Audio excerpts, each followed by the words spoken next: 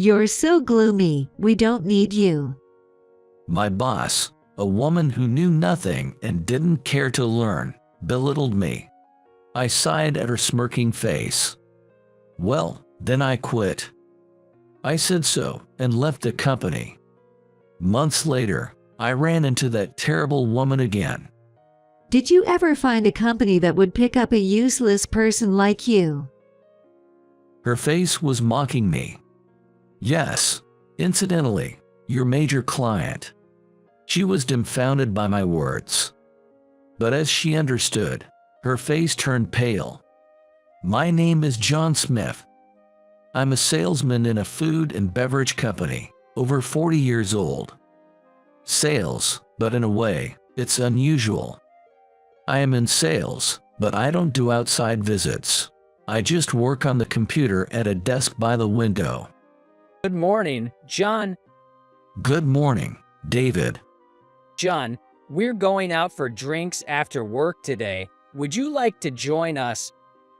Thank you for the invite. I'm sorry, I have other plans. Got it. I didn't communicate much with other employees and spent most of my time facing the computer. Everyone else was younger. That's partly why I didn't fit in with their conversations. John always dresses so neatly. Right.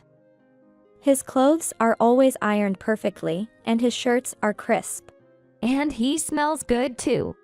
It's not perfume, maybe it's fabric softener? I wonder what fabric softener he uses. I've caught them glancing my way and chatting a few times, but never asked what they were talking about, just kept to my work.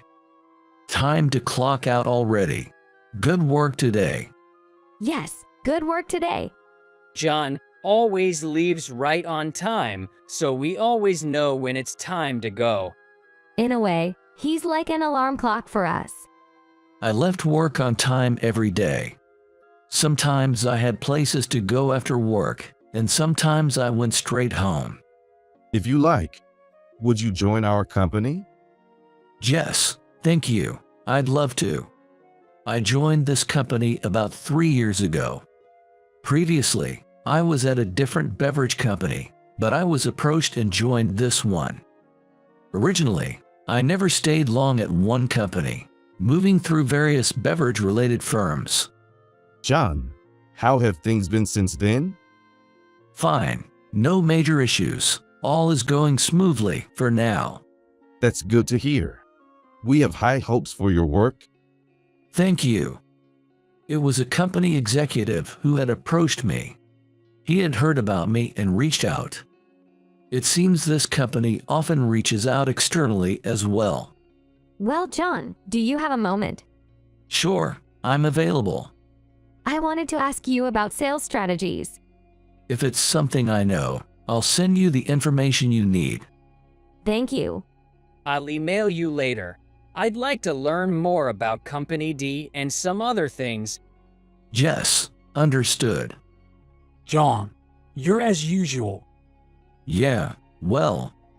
Thomas approached me as the younger colleagues were talking to me. Thomas Miller is the only colleague of my age in sales, and a person who brought me to this company. That's right. Thanks for the help with that matter. I'll be counting on you again. Got it. Also, the client wants to go out for drinks next time. Understood. We have known each other before joining this company and can communicate with minimal conversation. As the sole senior employee, he takes care of various things. Thomas, being attentive and single, is quite popular. Let's keep up the good work for today. A peaceful sales department without any particular troubles. Nice to meet you. I am Carol Brown, and I will be joining as the department head from today. Then, she was transferred here. Carol came from a larger affiliated company. It seems she comes from a bigger company than ours. Is that so? A matter of power, maybe.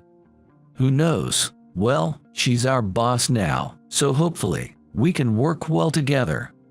I sighed internally while looking at Carol. She appeared quite flashy, wearing bright red clothes that didn't seem suitable for work. Her makeup was thick, and a strong perfume scent wafted to my desk. Listen to what I say. I am in a higher position than you. Her attitude was confident and assertive. Honestly, the thought of her being the boss made me worried. Hey, who did this document? Yes, that was me. Redo this document, and the client you're handling will now be my responsibility. Well, am I changing this now? And what's the issue with this document? Figure it out yourself. Look here, it's easier to read this way. But at our company, we usually... Just do as I say. She insisted on everyone in the sales department following her lead because she came from a large corporation. She's really the worst. She's all friendly with the young men and Thomas, but she's tough on us women. I'm just trying to avoid getting on her target. It's tough, but let's support each other and get through this. Everyone was reluctantly obeying to avoid unnecessary trouble. Sigh. What's wrong? It's about Carol, our manager. On a rare day off, Thomas invited me for drinks. Then he let out a sigh as if he was in real trouble. Carol has been really on my case lately. Every day she's asking me out. I see, I get it. It seemed she often invited him out. She asked him to go out for a drink or a meal. Thomas looks young, so Carol doesn't seem to mind the age gap. He's not good with romantic relationships and has his own reasons for being single. So being pursued like this was a significant burden for him. When I talk to female colleagues, Carol gets scolded at them. That's troublesome. Exactly.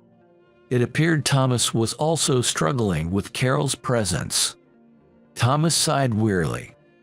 The upper management isn't reliable either. Yeah, I tried consulting them once, and they were just so-so about it. It's problematic for me. The whole atmosphere of the sales department has changed. Who knows what will happen next? Just as expected, the sales department's atmosphere changed from peaceful to tense. Everyone was trying not to get on Carol's target. Hey, you. Yes, Don't just stick to your PC, go out and work. I am working, though.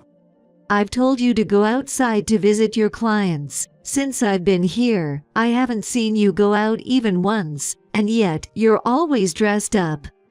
That's when I got targeted by Carol. She glanced at my PC, apparently not understanding what I was doing. You're not doing any work, are you? I am doing my job. She thought I was slacking off. Besides, you hardly talk to anyone in the office. You always only say hello to your colleagues. Everyone is busy. I avoided disturbing the busy sales colleagues, communicating through email and chat instead. That's how I also heard about her rumors and complaints. Really, you're so gloomy. Is that so? You're in sales but glued to your PC, not going out for field work, not interacting with other staff, dressing up in mismatched clothes, and you always leave on time. Are you taking your job lightly? Carol seemed to really dislike me, constantly picking on me and making snide remarks. John, are you okay? Carol was giving you a hard time today, right? I'm fine. She's focused on you right now, so it's been easier for us. Let us know if you need anything. We're here to help you. Thank you, everyone. The sales staff noticed this and showed their concern. They often intervened, saying things like, "There's work to do," or "A customer is here," to pull her away. Aside from Carol, I had good relationships with others. What's with that manager? She complains about John leaving on time, but she leaves early too. It's true. I saw her at a bar the other day. Me too. She was drinking a lot. How much does she pay for drinks? Apparently, she was drinking with business partners, and it's being paid for with company expenses. Well, really? More and more, the talk about her was not about her work skills, but rather unpleasant rumors. Are you okay? I'm fine, and if her bothering me gives you a chance to work, then it's okay. I'm really sorry. If something happens, I'll help out. And you know, What's up? you've been through a lot of job changes, haven't you? If you ever move on, could you let me know? I've got it. With my nod, Thomas said thank you and left. Unlike me, Thomas has always been the type to stay in one place, but it seems this situation has made him think. A few months after Carol's arrival, trouble happened. Sales department expenses had increased, leading to orders for cost-cutting. Why have the expenses gone up? Now we're told to cut costs. It's ridiculous. Carol complained, but the rise in expenses was her fault. Her excessive use of entertainment expenses was causing the increase. Everyone knew she was frequently out drinking. I don't want to cut back on entertainment expenses. If they're cut, I won't be able to drink enough. It's your fault, John. Why me? You're not working. Having you here is a waste of expenses and salary. You're stealing company money. I was being unfairly accused. I was just doing the job I was assigned. She didn't understand it, but I believed my work was important. To cut costs, I'll start by cutting you. What a mess. You're so gloomy. We don't need you. Pack up your things and get out of the company. Is that an order from the boss? Yes, you're fired. She said this with a smirk, and I just sighed. Then, I quit. Don't ever come back to this office. Eliminating an incompetent employee will save us money. Without much resistance, I packed my things and left the company. Are you really quitting? Why so suddenly? Carol said I was fired. Carol? Well, if she said so, maybe there's no other way. Even the executives couldn't stop Carol's rampage. Given her connections to a larger company, it seemed inevitable. Even the executives can't argue with her. That day, I resigned and left the company. John, please come back to our company. We need you here. We'll talk to the manager. When I checked my phone, there were numerous messages, all essentially begging me to come back.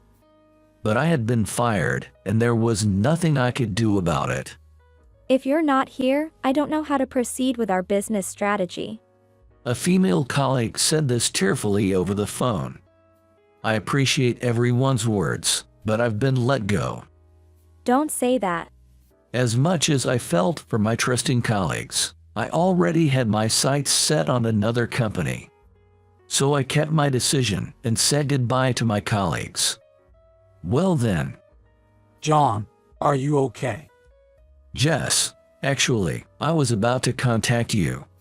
After reaching out to a certain company, I immediately got a call from Thomas. He had been out on sales visits and was unaware of the recent events. I heard from everyone. Are you really quitting? Jay, that's right. Do you have the next company lined up? Yes, fortunately. John, we've known each other since the previous job, but I have a favor to ask. I know. I've already talked about you, Thomas. Thank you so much. I really appreciate it. I got it. A few months after leaving that company. It's about time. I was at a high-end restaurant for a business meeting. Honestly, the person I was meeting today was a bit complicated for me. And as I waited at the entrance, Wait, can't you? long time no see, Carol Brown appeared. Seeing me, Carol smirked. Oh look, it's the gloomy window seat guy. She spoke in a condescending tone, still smirking. What are you doing here? Surely not eating, right? You couldn't possibly afford a meal here, could you? She mocked further. Did you ever find a company that would pick up a useless person like you? She continued to belittle me, obviously unaware of my situation. Well, actually, It can't be anything important, right? I tried to explain, but Carol wouldn't listen. Continuing with her mocking laughter, she ranted on. What would a useless non-worker like you want at such a high-end restaurant? Are you part of the cleaning staff? It's just like you, trying to look cool. It doesn't suit you at all. I'm not part of the cleaning staff. I'm here for work today. Work, huh? That's a word for people who actually work hard, like me. Not for incompetents like you. Today, I came here as a sales manager for a business meeting. Not like you, who just sits at a computer. She was really talking a lot. Hey, sorry I'm late. As I grew tired of her endless chatter, I was approached. I've been waiting for you, Director Robert. It was Robert, the director from the major restaurant chain Bloom Dining. As I shook hands with Robert, Carol suddenly bowed her head. Director Robert, thank you very much for your precious time today. Seeing that it was Director Robert, Carol quickly started to butter him up, showing just how important the business meeting was to her company. Hi, Carol.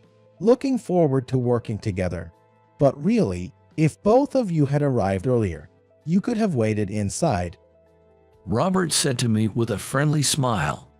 What? John is involved in this business? Carol looked bewildered. No way, such a gloomy guy. She muttered under her breath, clearly flustered. Shall we go inside then? Yes. Yes, let's. Prompted by Robert, we proceeded into the restaurant. We were then guided to a private room. What's going on here? You don't have to rush, you'll understand soon. I whispered back to Carol, making sure Robert didn't hear. Once inside the private room and the attendant had left, I prepared my business card. It was time to clarify the earlier question. Here is my business card. What, really? Carol's eyes widened as she looked at the card. It says John Murphy, head of Bloom Food Research Department. You asked earlier if there was a place that would pick me up. Well, I was picked up by your major client. I said with a smile, and Carol's face turned increasingly pale. After leaving that company, I had contacted Robert. I had been acquainted with Robert for a while and had previously received an invitation from him. I'm glad you joined us, John. Thank you. I look forward to working with you. The pleasure is ours. We're grateful to have someone of your reputed talents join us. We'll be counting on you. Yes, I will do my best for the company. Thus, I joined Bloom Dining and took on the responsibilities entrusted to me, just like at the previous company. My work was recognized, leading to a smooth promotion to my current position as the head of the department. Is that really possible? Is something the matter? No, it's nothing. Carol shook her head with a pale face. She couldn't believe that I, whom she had deemed incompetent and fired, had become the head of a department in a major corporation. It can't be right. You were the incompetent, gloomy one. Carol was dumbfounded. What am I supposed to do now? The reality that her business negotiation partner was someone she had ridiculed and treated poorly, and the fact that her company was in a weaker position, seemed to overwhelm her. It was a complete reversal of our previous situation when she had fired me. Now it was time to see her skills in business. Well, How are things going regarding this matter? Well, Carol seemed unable to deliver her usual eloquent sales pitch, glancing at me frequently, still shocked by the earlier revelation. Eventually, she left the meeting in disarray. Did you know Carol? She seemed quite concerned about you. Robert asked after we saw her off. Actually, she's the one who fired me from my previous job, calling me a gloomy incompetent. Really? I then shared the whole story of my previous job with Robert. What a rude person she is. Robert was indignant, as if it was a personal affront. Regarding this deal, I don't want to deal with such a disrespectful person in the future. Let's get someone else to handle it.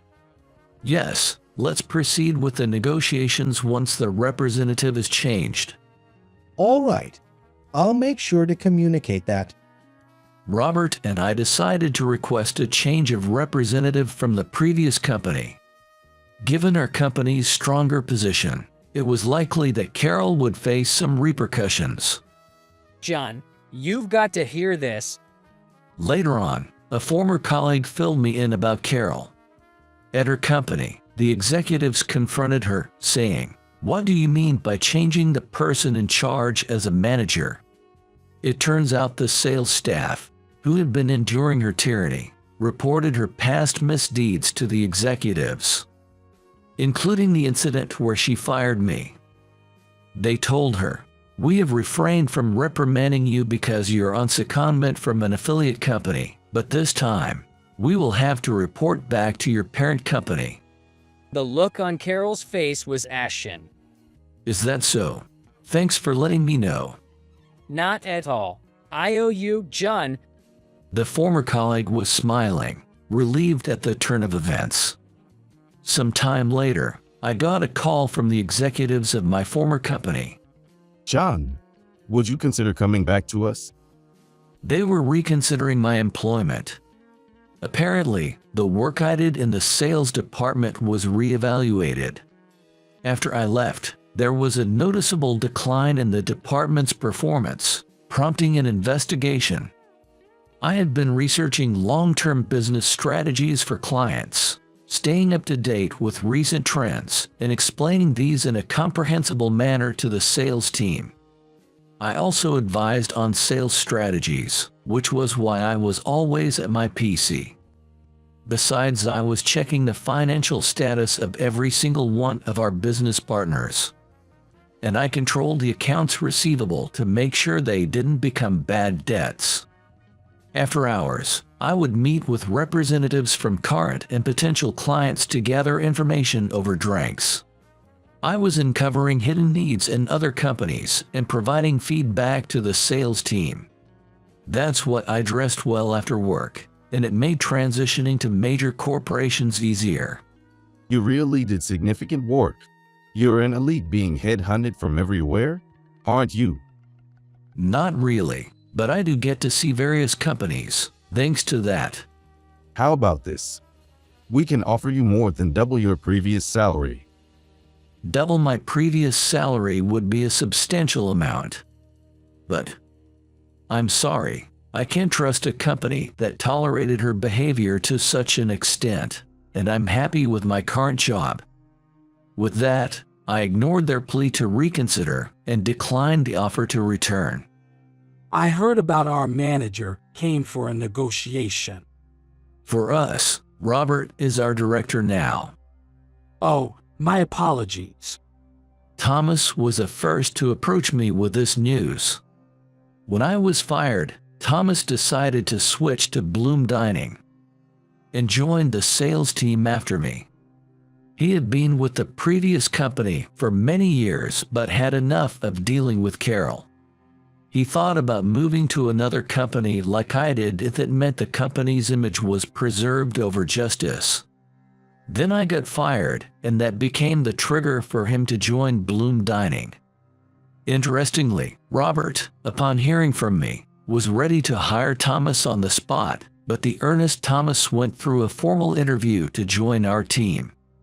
Originally a talented salesman, Thomas now excels at Bloom Dining too. John, please listen. Well, calm down, Zoe. A female employee from my former department contacted me. The one who cried when she learned I had left. She still seems to admire me. I've been assigned the research tasks you used to handle. Can you teach me? Really?